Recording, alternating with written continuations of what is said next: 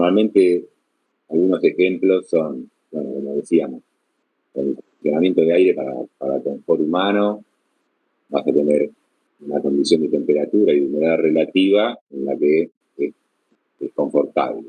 A medida que te alejas de esa condición, ya sea en temperatura, obvio, digamos, pero también la humedad te va afectando, digamos, en tu sensación física, ¿no? Si la humedad relativa muy baja, tendés a perder vos la humedad del cuerpo y a sentirte incómodo.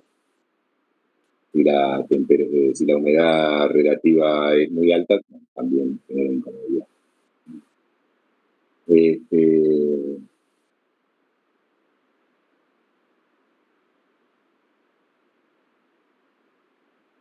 Bueno, en el diagrama ciclométrico entonces vamos a analizar algunas transformaciones. Puedes tener un enfriamiento puro, un calentamiento puro, o sea, me muevo a humedad absoluta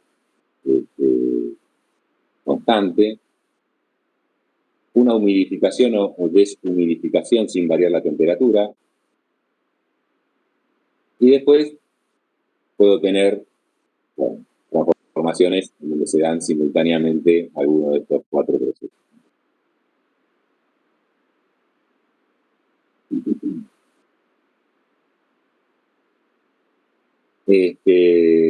Bueno, el balance después lo vamos a ir analizando en cada caso, balance de energía, al principio en definitiva.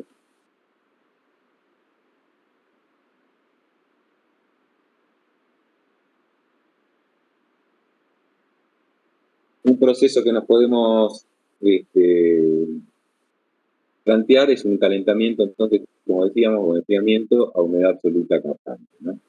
Por ejemplo, un sistema donde yo tengo un dispositivo, un serpentín que puede entregar calor o absorber calor, y hago que el aire circule por ahí. Va a salir con una temperatura T2, en este caso para calentamiento va a salir con una temperatura T2 mayor, con una humedad absoluta igual a la que entró, pero con una humedad relativa menor. Pero en definitiva, yo el proceso lo puedo representar de esta manera. Tengo una temperatura de salida mayor, la humedad absoluta permanece constante y a medida que me muevo hacia el punto 2, voy cortando líneas de humedad relativa cada vez menor. En definitiva, ¿es por qué? Porque el aire está aumentando la temperatura y se está alejando de mi temperatura de saturación. Por lo tanto, es como que el aire, a medida que lo caliento, puede contener más cantidad de vapor de agua. Entonces, por más que mantenga su humedad absoluta, su humedad relativa baja. El caso opuesto se da si yo tengo un enfriamiento a humedad absoluta constante, en el que me voy a mover, por ejemplo, bueno, de 2 hacia 1 o de 1 hacia la izquierda, y voy a ir aumentando mi humedad relativa. Se podría dar el caso en el que llego a la temperatura de rocío, ¿no? Llego a la temperatura de rocío y sigo enfriando, como decíamos hoy, esa transformación sería así. Bueno, las aguas ya aquí están.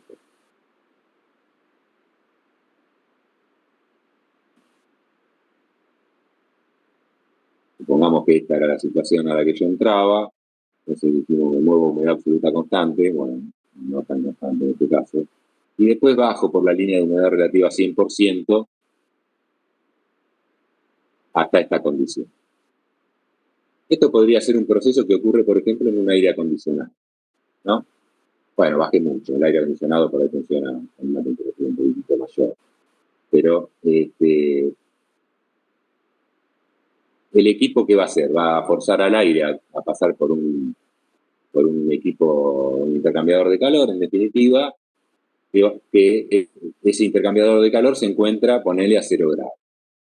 El aire ingresa en la condición del punto azul, y bueno, el enfriamiento que yo les propuse sería esta línea horizontal. Pero, en realidad, lo que ocurre en un equipo de ese tipo es... Ahí quiero dibujar ahí. se va a mover buscando esta temperatura, la temperatura a la cual está el evaporador, en definitiva, ¿no? Va a ir a buscar esa temperatura. A medida que busca esa temperatura, ¿qué ocurre? Va perdiendo humedad absoluta. Va perdiendo humedad absoluta. Lo vemos acá en la diferencia entre esta humedad absoluta y esta, ¿no? A medida que... Y saldrá con una temperatura, bueno, no necesariamente va a salir a la temperatura a la cual está el evaporador, porque normalmente el proceso requiere una dinámica que no da, digamos, no está lo suficiente tiempo en contacto como para llegar a esta temperatura, pero salgo con una condición, por ejemplo, por acá. El aire sale, en vez de salir a 0 grados, sale a 5.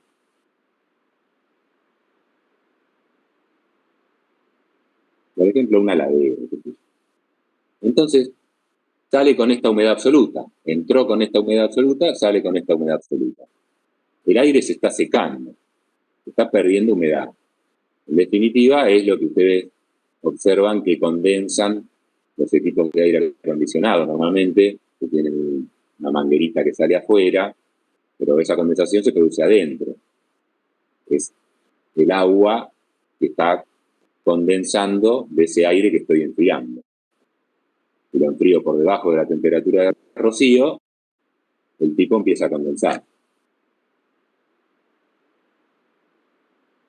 Bueno, si ustedes, por ejemplo, están en un automóvil donde ponen el aire acondicionado, y es un recinto cerrado, digamos, cierran la recirculación de aire y se queda medianamente hermético, cada vez que el aire pasa por el evaporador ese y se enfría, pierde humedad. Después toca los vidrios, toca la ventanilla, se calienta y viene acá y pierde otra vez humedad, y pierde otra vez humedad. Y se termina secando, que es lo que genera normalmente que uno, porque todo un rato de estar con el aire acondicionado, empieza a sentir que le pica la garganta o que se queda tal, porque el aire se fue deshidratando.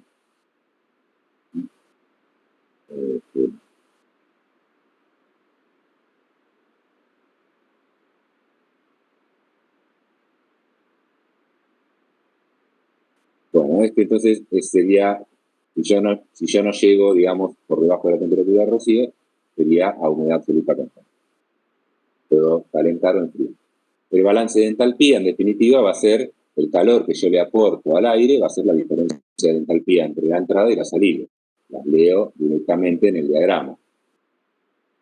O las calculo con la ecuación de Wien. Multiplicado por la masa de aire me da el calor que yo estoy aportando. Si estoy enfriando, será el calor que estoy extrayendo.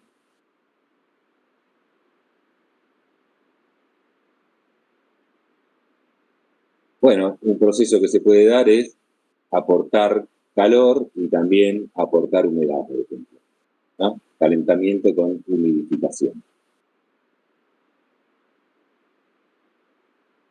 Si esta humedad que yo aporto está en estado de líquido, ocurre lo que ya vimos, digamos.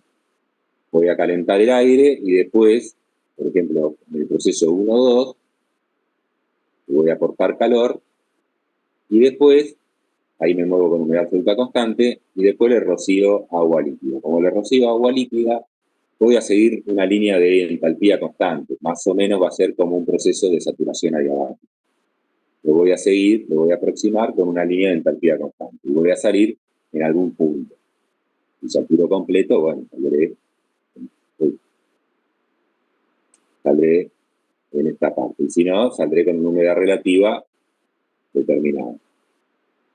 Entonces, el aire lo estoy calentando y humectando. Después, cuando lo humecto, pierde de nuevo temperatura.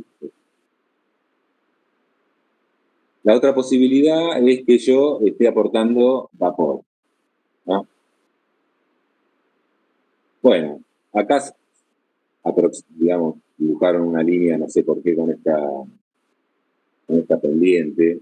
Sería el caso de que yo aporto vapor a una temperatura altísima. El caso de humectar el aire con vapor, nosotros en la práctica, creo que hay algún ejercicio, lo vamos a aproximar con una línea de temperatura. Es como que, digamos, como ya está en estado de vapor, no se produce el enfriamiento que aporta esta masa de agua que se evapora, entonces no tengo el efecto de enfriamiento. Lo aproximo con una línea de temperatura.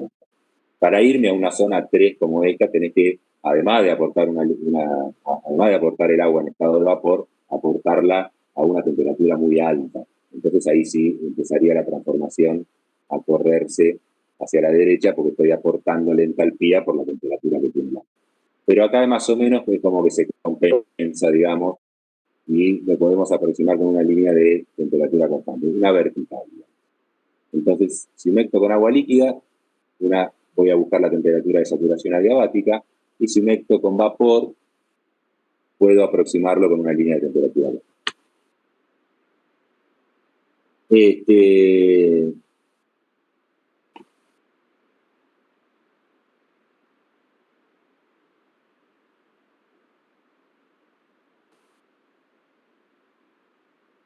Bueno, el balance de masa, la masa de agua que voy a aportar en forma líquida o en forma de vapor va a ser igual a la masa de aire seco que circula por ahí por la diferencia entre una humedad absoluta y la otra, ¿no? O sea, cuántos gramos de vapor aporte.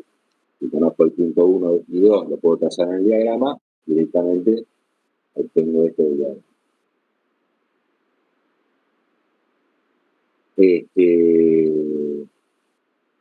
Y bueno, y la entalpía en definitiva va a ser la entalpía del agua que estoy aportando, ¿no? Si está en estado de vapor será masa por la entalpía del vapor, y si está en estado de líquido será la entalpía que tenga en función de la temperatura del agua.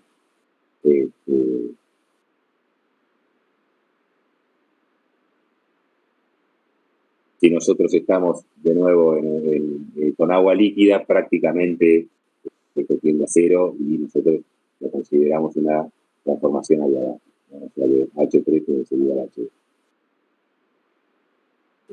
Bueno.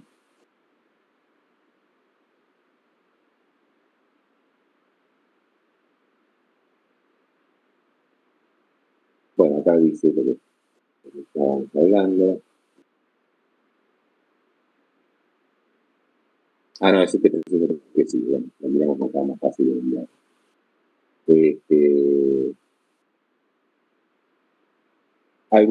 Un proceso, digamos, combinado, ¿no? Tengo un serpentín, primero de refrigeración, entonces entra el aire con una humedad relativa determinada y una temperatura, y lo enfrío, llego a la temperatura de rocío y bajo hasta 2, ¿no? Se mueve viviendo esta transformación. Pierde la diferencia de humedad absoluta que hay entre el punto 1 y el punto 2. Como lo veo acá en el eje del diagrama, es este agua que está condensando acá. Y después, con un serpentín calefactor, le aporto calor a humedad absoluta constante y me muevo de 3, me muevo hasta 3. Acá yo podría, por ejemplo, leer la entalpía del punto 2, la entalpía del punto 3 y determinar cuánto calor aporté en el serpentín.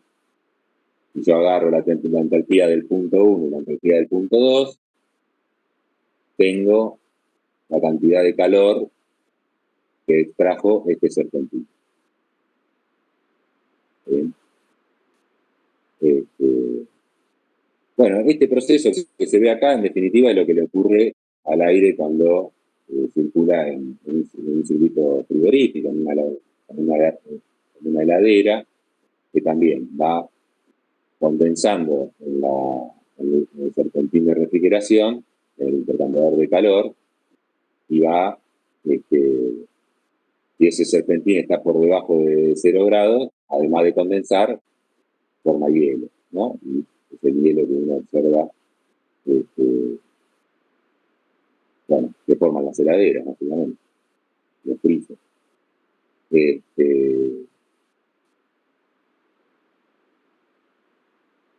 Cuanto más alta sea esa diferencia de temperatura, digamos, cuanto más baja sea la temperatura de salida, T2, más agua voy a condensar. Esto, por ejemplo, en instalaciones frigoríficas donde vos estás refrigerando productos como pueden ser frutas o verduras, es un efecto que tenés que reducir lo más posible, ¿no? Tenés que buscar, digamos, de que la temperatura, la diferencia de temperatura entre el aire y el evaporador, o sea, el equipo que está enfriando, sea lo más chica posible y de esa manera el aire se deshidrate lo menos posible, ¿no? Porque si yo tengo esa mercadería en contacto con aire que está seco, le voy quitando humedad a la mercadería y puede ser perjudicial. Bueno, el balance de masa, el balance de energía, lo que dijimos recién, uno directamente lo puede hacer directamente mirando los puntos en el diagrama.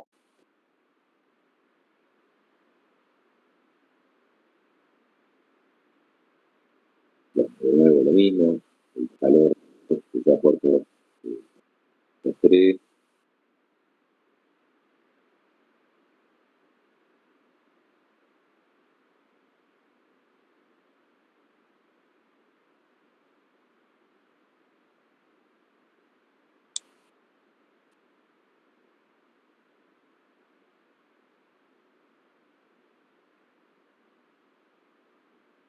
Para un proceso que se aprovecha en forma industrial es el enfriamiento evaporativo, ¿no? Cuando tenés unas humedades relativas bajas, el efecto será mayor aún. De todos modos, acá que tenemos un clima de humedad relativa no muy baja, se utilizan este tipo de equipos también.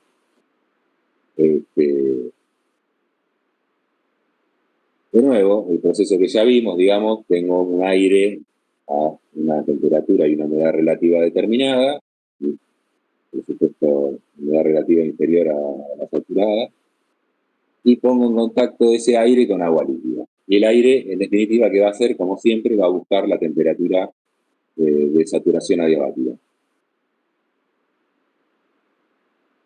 A medida que toma humedad, se enfría. Y este fenómeno es el que se aprovecha para justamente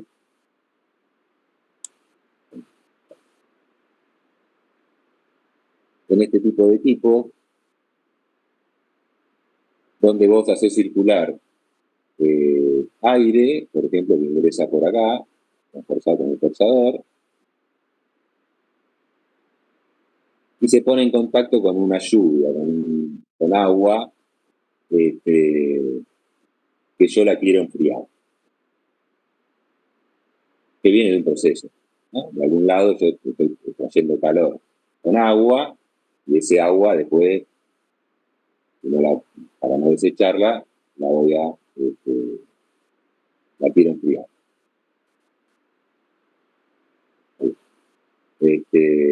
Entonces, bueno, ocurre el fenómeno que veníamos describiendo desde temprano, en que el aire va a empezar a incorporar humedad buscando la temperatura de saturación adiabática y el agua se va a enfriar buscando la temperatura de saturación adiabática. O sea, los dos se van a enfriar.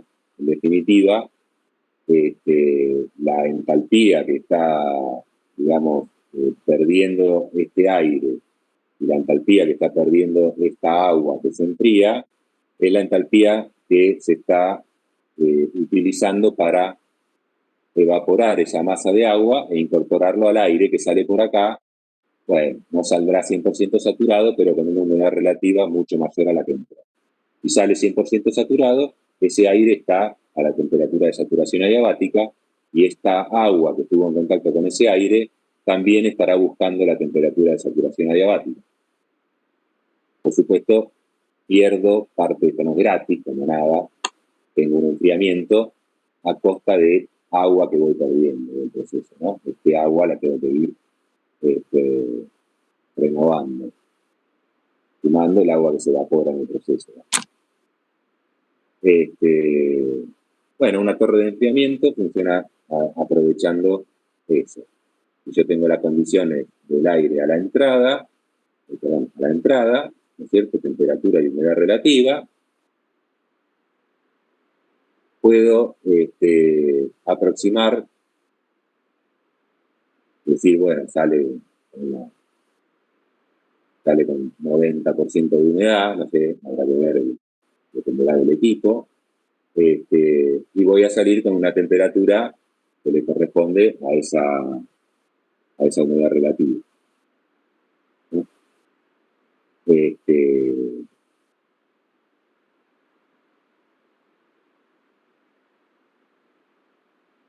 Con la diferencia de humedad absoluta que tengo entre la entrada y la salida, puedo determinar el caudal de masa de agua que yo tengo que ir aportando al sistema.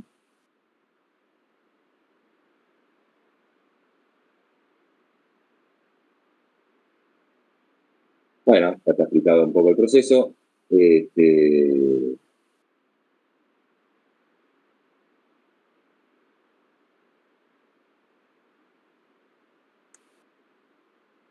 Nada, por último, de nuevo, mirarlo acá en el diagrama, sería si yo parto de este punto azul, nada, me estoy moviendo hacia la temperatura de saturación adiabática, hacia la humedad relativa del 100%.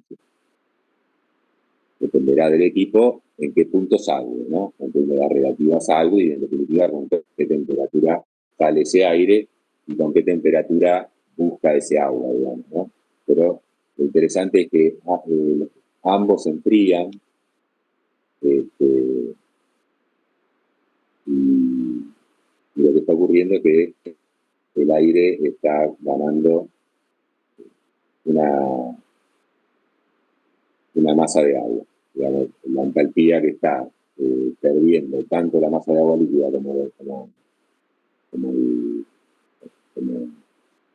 bueno, no está perdiendo entalpía, digamos, se está moviendo entalpía. La energía esa está apareciendo al generarse este enfriamiento.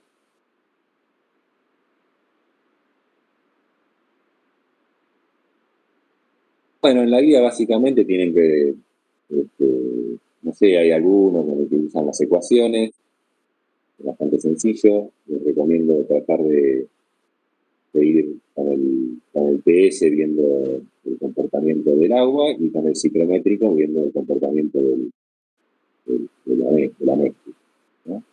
Pero bueno, es interesante que tengan claro qué es lo que le está pasando al vapor de agua, cómo me estoy moviendo en un PS,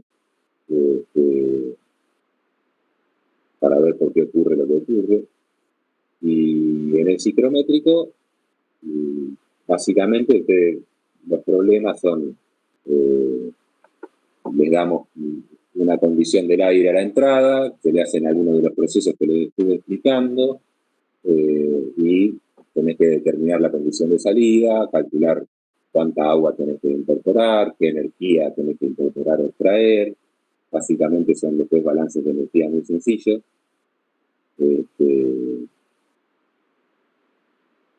No tiene mayor dificultad. ¿Tienen alguna duda?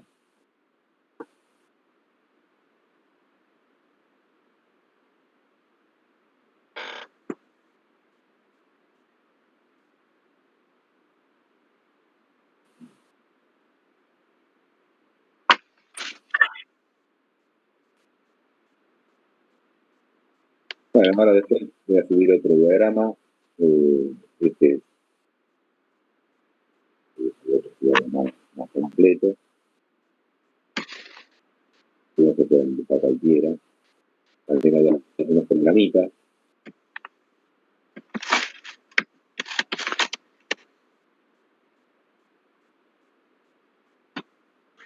Avión, bueno, no sé si no hay más consulta de los chicos, si no hay consulta de los chicos, quería comentar un poco de la dinámica de la semana que viene. O sea, bueno, la idea es, si bien veo que, bueno, lamentablemente hay pocos alumnos, supongo que se lo van a transmitir a sus compañeros. La idea es el jueves de la semana que viene hacer consultas en los cuales, si son consultas de la parte práctica, las van a canalizar cada uno con su comisión, como lo hacen habitualmente los viernes, y consultas teóricas, digamos, las canalizaremos por acá. Bueno, eso es la modalidad del jueves, víspera, digamos, al parcial del viernes. Entonces, digamos, el jueves van a tener consultas teóricas y prácticas para poder encarar el parcial del viernes de la semana que viene, que obviamente los contenidos entran hasta lo que vemos hoy, ¿no? Bueno, nada, eso era el comentario que quería acotar para que quede claro. Bueno, no sé, ustedes si tienen dudas de la clase, perdonen que interrumpí, pero quería dejar eso aclarado.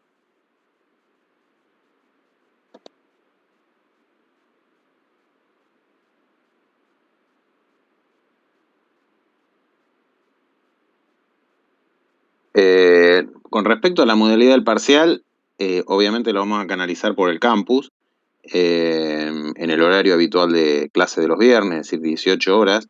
Eso lo podríamos definir incluso el jueves, quizás hacerlo un poco más tarde, el parcial.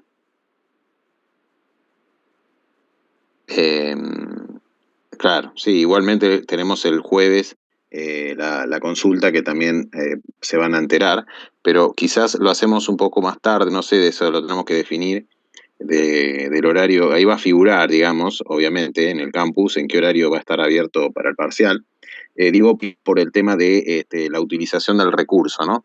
Que en general, cuando más tarde es, hay menos gente conectada al campus y menos los viernes incluso hay menos gente también, que así que va a ser más fácil el procesamiento de datos, ¿no? Profe, ¿va a ser multiple choice o vamos a tener que adjuntar los PDF de las fotos? Bueno, todo eso todavía no lo terminamos de definir, así que la verdad eso lo vamos a definir en la semana cuando lo armemos, que todavía no está armado el parcial. Bueno, no, y sí, desde ya que no van a poder, si hay, digamos, varias preguntas dentro del parcial, generalmente, van a ser dos parciales, en realidad van a tener acceso a dos links, uno va a ser un parcial teórico, y el otro va a ser un parcial práctico.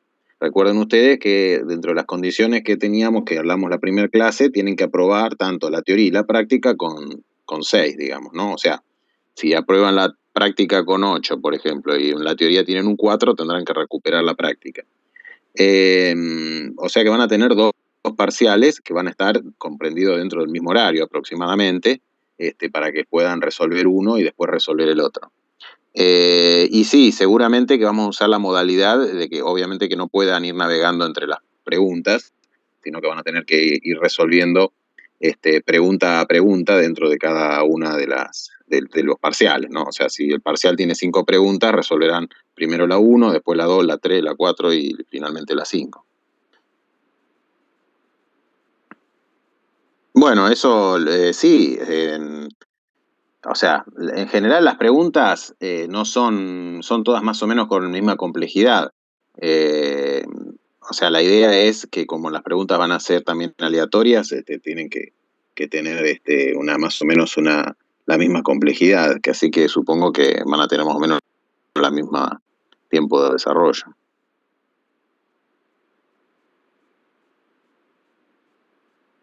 Bueno, sí, eso ya también me lo habían dicho, o sea, el problema de que por ahí no saben medir el tiempo de los que les va a llevar, pero bueno, en general nosotros lo que hacemos es hacer los ejercicios y ver el tiempo que nos lleva y obviamente ponderar eso,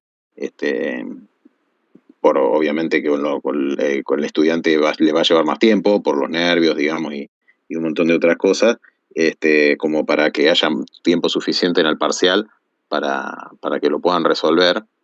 Dentro, digamos, obviamente de los conocimientos. Tengan en cuenta que, bueno, esto termina siendo un parcial que si se quiere de alguna manera decir a libro abierto, que así que también hay que regular el tiempo porque a tiempo infinito todas las soluciones se encuentran, digamos, ¿no? O sea que también hay que ir regulando el tiempo para que